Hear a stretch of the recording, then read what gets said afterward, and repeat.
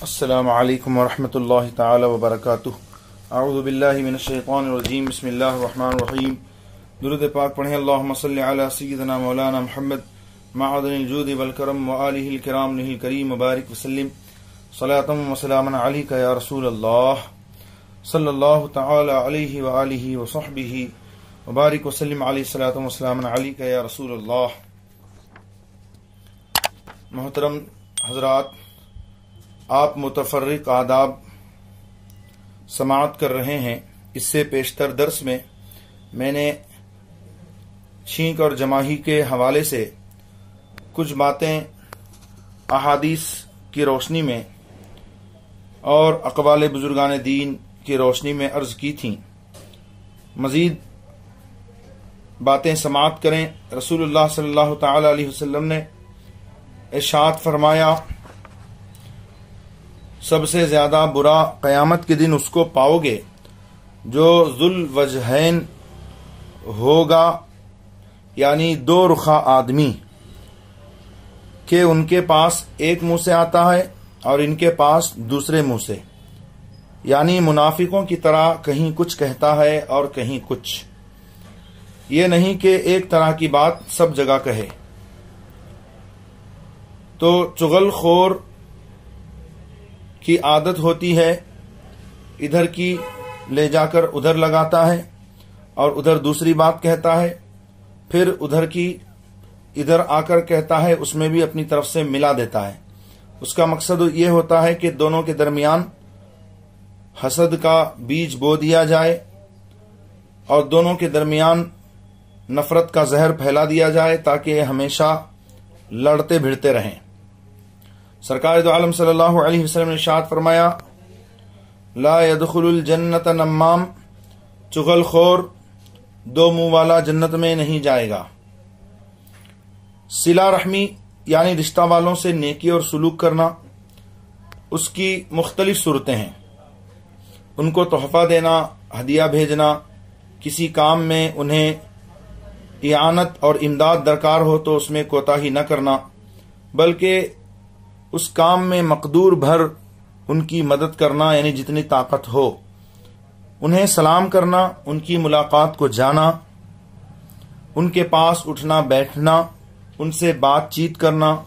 اور ان کے ساتھ لطف و مہربانی سے پیش آنا، اور خود پردیس میں ہو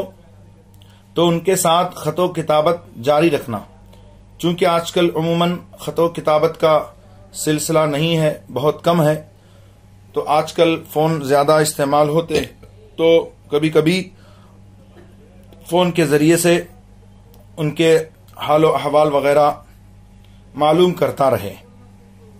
تاکہ بے تعلقی پیدا نہ ہو، اور ہو سکے تو وطن آئے اور رشتہ داروں سے تعلقات زیادہ کرے۔ اس طرح کرنے سے محبت میں اضافہ ہوگا۔ آقا کریم صلی اللہ تعالی علیہ وسلم نے ارشاد فرمایا، جب اللہ تبارک و تعالی نے رحم کو پیدا کیا یعنی رشتہ داری کو،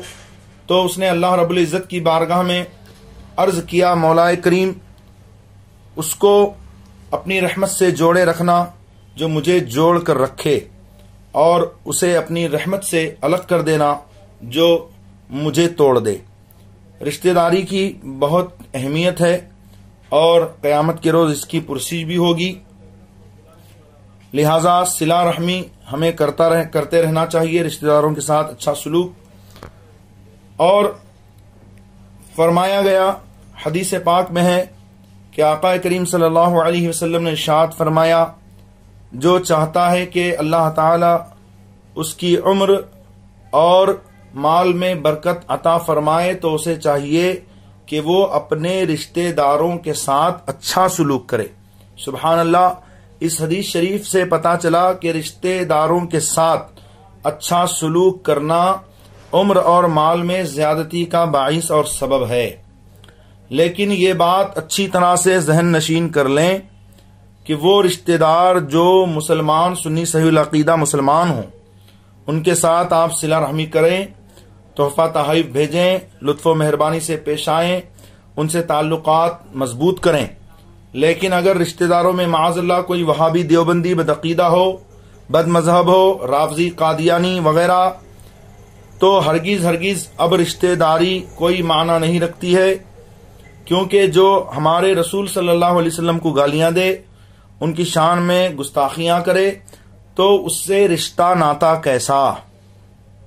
فرمایا آقا کریم صلی اللہ علیہ وسلم نے لا تواکلہم ولا تشاربہم ولا تجالسہم ولا تصلوا معہم ولا تصلوا علیہم، کہ ان کے ساتھ یعنی بدعقیدوں کے ساتھ کھانا نہ کھاؤ، پانی نہ پیو، ان کی مجلسوں میں نہ بیٹھو، اور ایک حدیث میں فرمایا کہ وہ بیمار پڑ جائیں تو پوچھنے مت جاؤ، اور ان کے ساتھ نماز مت پڑھو، وہ مر جائیں تو ان کی نماز جنازہ نہ ادا کرو۔ آج دیکھا جاتا ہے عموماً کوئی وہابی مر گیا تو رشتہ داری کا خیال کرتے ہوئے اس کی نماز جنازہ میں شریک ہو جاتے ہیں۔ ہرگز ان کے لیے یہ جائز نہیں ہے کہ کسی وہابی کا جنازہ پڑھیں، خواہ وہ کیسا ہی قریبی رشتہ دار کیوں نہ ہو۔ تو یقیناً صلہ رحمی کی اہمیت ہے، لیکن اگر رشتہ داروں میں بدعقیدہ ہوں تو اب ان سے رشتہ داری جائز نہیں ہے۔ اعلی حضرت امام اہل سنت شاہ فاضل بریلوی علیہ رحمت الرضوان نے ارشاد فرمایا کہ جس سے کوئی ادنا سی توہین رسالت پاؤ تو وہ تمہارا خواہ کتنا ہی قریبی کیوں نہ ہو، اسے ایسے اپنے سے دور کر دو جیسے تم آٹے سے بال نکال کر پھینک دیتے ہو اور دودھ سے مکھی نکال کر پھینک دیتے ہو، تو ایسے ہی اس سے رشتہ ناتا بھی ختم کر دو جو ہمارے آقا صلی اللہ علیہ وآلہ وسلم کی شان میں توہین کرتا ہے، یا وہابیوں کے کفری عقائد کو جانتے سمجھتے ہوئے ان کو مسلمان سمجھتا ہے، ان کی سنگت و صحبت اختیار کرتا ہے۔ تو ایسے لوگوں سے دور رہنا چاہیے، خواہ وہ کتنا ہی قریبی رشتہ دار کیوں نہ ہو۔ باپ کے بعد دادا اور بڑے بھائی کا مرتبہ ہے کہ بڑا بھائی منزلہ باپ کے ہوتا ہے، بڑی بہن اور خالہ ماں کی جگہ پر ہیں، کہ حدیث میں فرمایا الخالۃ والدۃ، العم والد والخالۃ والدۃ، چچا کا مرتبہ باپ کے برابر ہے اور خالہ کا مرتبہ ماں کے برابر ہے۔ بعض علماء نے چچا کو باپ کے مثل بتایا اسی حدیث شریف کی وجہ سے۔ صلہ رحمی اسی کا نام نہیں کہ وہ سلوک کرے تو تم بھی کرو، یہ چیز تو مکافات یعنی ادلا بدلا ہو گیا کہ اس نے تمہارے پاس چیز بھیج دی، تم نے اس کے پاس بھیج دی، وہ تمہارے یہاں آیا تم اس کے پاس چلے گئے۔ حقیقتاً صلہ رحمی یہ ہے کہ وہ کاٹے اور تم جوڑو، وہ تم سے جدا ہونا چاہتا ہے اور تم اس کے ساتھ رشتے کے حقوق کی رعایت کرو۔ میلے کپڑے کہ انہیں دھو کر دوبارہ استعمال میں لایا جاتا ہے، بے مصرف جان کر، یعنی یہ کسی کام کے نہیں ہیں، ادھر ادھر نہ پھینکے جائیں کہ آخر مصرف میں لانا ہے، انہیں احتیاط سے ایک جگہ جمع رکھیں تاکہ وقت ضرورت آسانی سے دستیاب ہو جائیں۔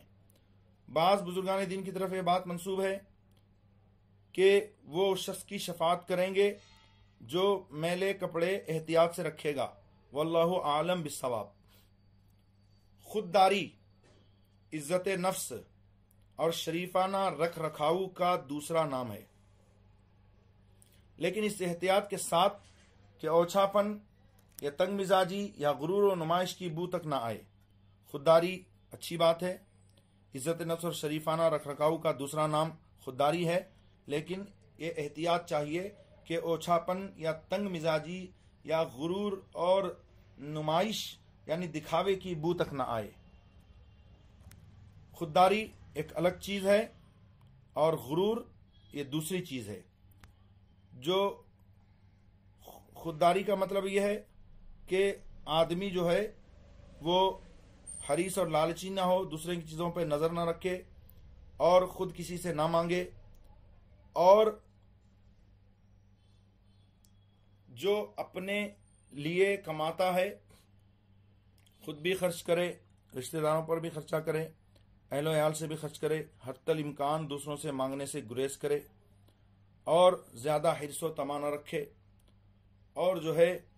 زیادہ لوگوں کی چاپلوسی نہ کرے۔ آدمی کو خوددار ہونا چاہیے، لیکن اس حد تک کہ اس میں نمائش کی بو نہ آئے، تکبر نہ پیدا ہو۔ اللہ تعالی ہم سب کی تکبر سے حفاظت فرمائے۔ تکبر یہ ہے کہ اپنے آپ کو آدمی بڑا سمجھنے لگے، اگر ایسا ہوا تو وہ تو ہلاک ہو گیا، کیونکہ متکبر کے بارے میں فرمایا گیا کہ قیامت کے دن اللہ تبارک و تعالی اس کی طرف نظر نہیں فرمائے گا۔ جب خدا نے مال دیا ہے تو اس کے فضل و کرم اور احسان و نعمت کا اثر اہل خانہ یعنی گھر والوں اور اپنے جسم پر بھی ظاہر ہونا چاہیے۔ اچھا کھائیں پئیں، گھر میں شوہر گھر میں جو ہے وہ بچوں کو بھی اچھا کھلائیں پلائیں، اس میں کوئی مذائقہ نہیں ہے، لیکن یہ ہونا چاہیے کہ اسراف نہ ہو، فضول خرچی نہ ہو۔ ام المومنین سیدتنا عائشہ صدیقہ رضی اللہ عنہا سے کسی نے پوچھا کہ رسول اللہ صلی اللہ علیہ وسلم کا کون سا عمل نیک سب سے زیادہ محبوب تھا؟ فرمایا وہ نیکی جس پر مداومت کی جائے، یعنی اسے ہمیشہ جاری رکھا جائے۔ خود حضور اقدس صلی اللہ تعالی علیہ وسلم نے فرمایا کہ خدا کے نزدیک سب سے بہتر وہ عمل ہے جس کو ہمیشہ کیا جائے اگرچہ وہ تھوڑا ہو۔ ایک مسلمان کے لیے اسلام اور ایمان کی نعمت وہ عزت و دولت ہے جس کے مقابلے میں دنیا کی ساری نعمتیں اور دولتیں ہیچ ہیں، لہٰذا کوشش کرنا چاہیے کہ حتی الامکان کوئی کام، کوئی حرکت اسلام کے خلاف منافی سرزد نہ ہو اور شریعت کے خلاف کوئی قدم نہ اٹھے۔ اللہ تبارک تعالیٰ اپنے حبیب علیہ الصلاۃ والتسلیم کے صدقے ہم سب کو ان احکام و آداب پر عمل کی توفیق عطا فرمائے۔ استغفر اللہ ربی من کل ذنب و خطیۃ واتوب الیہ، لا الہ الا اللہ محمد رسول اللہ صلی اللہ علیہ وسلم صلی اللہ علیہ وعلی آلہ وصحبہ وسلم۔ امید کرتا ہوں کہ آپ حضرات خود بھی اس درس کو سماعت کریں گے اور دوست و احباب کو شیئر کریں گے۔ فجزاکم اللہ احسن الجزاء۔